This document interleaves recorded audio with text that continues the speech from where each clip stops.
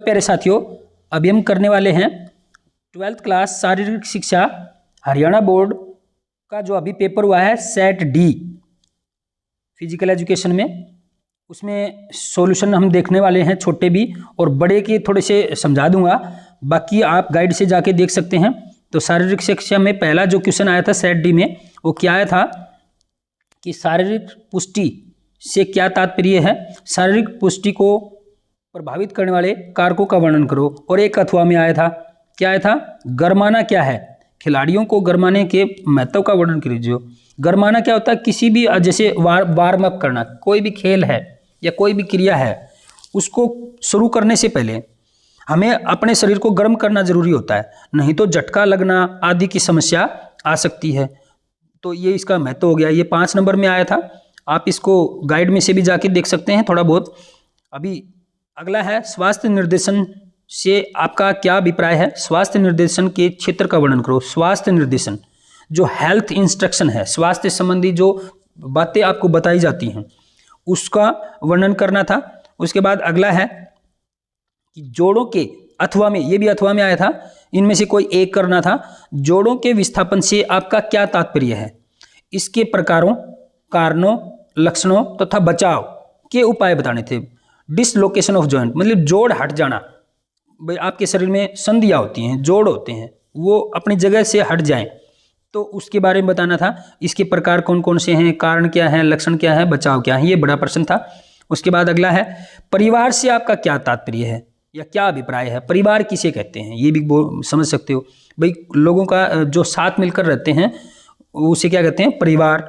परिवार के मूल कार्यों तथा अन्य कार्यों का विस्तृत वर्णन करो। जो उसके कार्य हैं परिवार के, सुरक्षा प्रदान करना, पालन पोषण करना, भरण पोषण करना आदि आदि। उसके बाद अगला था प्राणायाम से क्या तात्पर्य है, इसकी अवस्थाओं का वर्णन करो। प्राणायाम प्राण संबंधी, वायु समाज संबंधी जो आयाम होते हैं उसे क्या कहते हैं, प्राणायाम, जैसे भस्त्रिका, कपालभाति, अनुलोम विलोम आदि। इसके बाद अगला है ओलंपिक ज्योति। ओलंपिक ज्योति जो एक मसाल सी होती है जिसको लेकर, या एक ज्योति जलती रहती है, जैसे मसाल लेकर आते हैं और उसमें ज्योति जलाई जाती है। ओलंपिक ज्योति जो ओलंपिक खेलों के दौरान जलती रहती है, तो उसके बारे में क्या बताना था। ओलंपिक ज्योति तथा ओलंपिक पुरस्कारों का संक्षेप में वर्णन कीजिए। ओलंपिक ज्योति क्या है और ओलंपिक के अंदर कौन कौन से पुरस्कार दिए जाते हैं। उसके बाद अगला मेजर ध्यानचंद खेल रत्न पुरस्कार का संक्षेप में वर्णन करो। मेजर ध्यानचंद जी एक बहुत महान खिलाड़ी थे हॉकी के, उनके नाम पे मेजर ध्यानचंद खेल रत्न पुरस्कार का एक पुरस्कार है जो भारत सरकार के द्वारा दिया जाता है। उसके बाद अगला है लचक क्या है, इसके प्रकारों का वर्णन करो। शरीर जो लचीला है, लचीला कैसे रहे, कितने प्रकार की लचक होती हैं, उनका वर्णन करना था। अगला है पेस दौड़ तथा तरण दौड़ से आपका क्या अभिप्राय है। पेस बॉल जो होती है खेलते हैं, एक्सेलरेशन दौड़ होती है, तेज धावक दौड़ते हैं 100 मीटर 200 मीटर इस प्रकार से। उसके बाद अगला है विद्यालय स्वास्थ्य कार्यक्रम में एक अध्यापक की भूमिका का वर्णन करो। भाई विद्यालय के अंदर बच्चे स्वस्थ रहें, किस रूप से, मानसिक रूप से, शारीरिक रूप से, सामाजिक रूप से। इस प्रकार जो विद्यालय स्वास्थ्य है उसमें अध्यापक की एक बड़ी भूमिका है। वह बच्चों को प्रोत्साहित कर सकता है खेलों के लिए, मानसिक स्वास्थ्य के लिए, शारीरिक स्वास्थ्य के लिए, और इस प्रकार। अगला है शिशु की देखभाल। शिशु मतलब छोटा बच्चा, उसकी देखभाल में माता पिता की भूमिका का संक्षेप में वर्णन करो। शिशु जो छोटा बच्चा होता है 1 से 2 साल का बच्चा, उसमें माता पिता की बड़ी भूमिका होती है। उसको खिलाना है, पिलाना है आदि, और उसकी देखभाल करनी है, उसके बारे में बताना था। उसके बाद अगला है अति लघु उत्तरीय। अति लघु उत्तरीय प्रश्न क्या थे, समाधि से क्या तात्पर्य है। समाधि क्या होती है, भाई कोई भी व्यक्ति है ध्यान मुद्रा में चला जाए तो उसे क्या कहते हैं, समाधि। अगला ओलंपिक आंदोलन से आपका क्या अभिप्राय है। ओलंपिक जो खेल है उसके बारे में, ओलंपिक आंदोलन क्या है ये बताना था। उसके बाद अगला है ओलंपिक मोटो। मोटो मानी उद्देश्य, ओलंपिक का उद्देश्य क्या है ये भी बोल सकते हो। उसके बाद अगला है विस्फोटक शक्ति से क्या तात्पर्य है। विस्फोटक शक्ति बड़ी, जिसमें शक्ति बहुत ज़्यादा है, एकदम से शक्ति लगाई जाती है, उसे क्या कहते हैं, विस्फोटक शक्ति। अगला है आइसोटोनिक व्यायाम से आपका क्या अभिप्राय है। आइसोटोनिक जो व्यायाम है वो क्या होता है, इसके बारे में बताना था। उसके बाद देखो यहाँ बड़े प्रश्न हैं, ये यहाँ करवाना संभव नहीं है, छोटे प्रश्नों को मैं आंसर दे दूंगा, इसलिए थोड़ा सा मोटे मोटे तौर पर मैं बता रहा हूँ यहाँ पर। इसके बाद अगला है एथलीट केयर का या देखभाल का अर्थ स्पष्ट कीजिए। एथलीट क्या होता है, जो जैसे कि दौड़ है, डिस्कस थ्रो है, भाला फेंकना है आदि जो खेल हैं, तो उनके बारे में बताना था। उसके बाद अगला है जो छोटे प्रश्न है, किसी प्रतियोगिता या परीक्षण के बाद नियमित रूप से कौन सी क्रिया करनी चाहिए।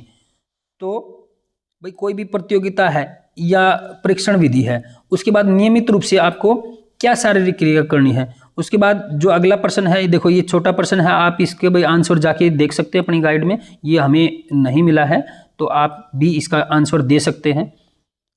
उसके बाद अगला है बर्फ पर स्केटिंग करना किस प्रकार के व्यायाम का उदाहरण है, तो वह है एरोबिक्स व्यायाम का उदाहरण है। अगला है बिकिला कौन था, बिकिला जो एक खिलाड़ी था, मैराथन जो लंबी दौड़, बड़ी लंबी दौड़ होती है 10 से 12 किलोमीटर की, मैराथन जीतने वाले पहले एथलीट थे बिकिला। उसके बाद अगला स्वास्थ्य ही प्रथम पूंजी है, सबसे पहली पूंजी मतलब धन, स्वास्थ्य ही बड़ा धन है, ये किसने कहा था, ये कहा था भाई अमरसन ने। उसके बाद अगला है रिक्त स्थान में था, अंतराल परीक्षण सन खालिस्तान में शुरू किया गया था, तो वो 1930 में शुरू किया गया था। उसके बाद अगला है गतिशील शक्ति को आइसोटोनिक शक्ति भी कहा जाता है, गतिशील जो शक्तियां होती हैं। उसके बाद अगला है फोर्टियस का अर्थ क्या होता है, बलवान। उसके बाद जो विकल्प वाले प्रश्न थे, बहुविकल्पीय प्रश्न, खिंचाव किसी चोट, किसकी चोट है भाई, खिंचाव किस में आएगा, मांसपेशियों में आएगा। अगला है प्राचीन ओलंपिक खेल कब शुरू हुए थे, तो प्राचीन एक है आधुनिक, एक थे प्राचीन हुए थे भाई 776 ईसा पूर्व।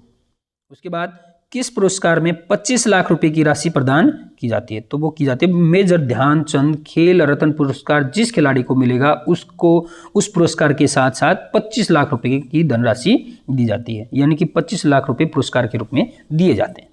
तो इस प्रकार आपके एक प्रश्न था।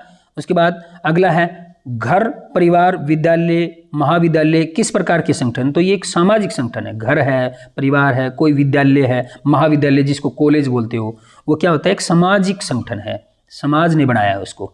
अगला है जो आपका लास्ट प्रश्न है, 12 ऑप्शनल छोटे प्रश्न थे आपके, कौन से अस्थि भंग, अस्थि का मतलब होता है हड्डी, हड्डी का भंग हो जाना मतलब टूट जाना, एक अस्थि टूट जाती है तथा आंतरिक अंगों की स्थिति पहुंचती है, वो क्या होता है, जटिल अस्थि भंग में हड्डी के साथ साथ अंदर के जो अंग हैं उनको भी नुकसान पहुंचता है।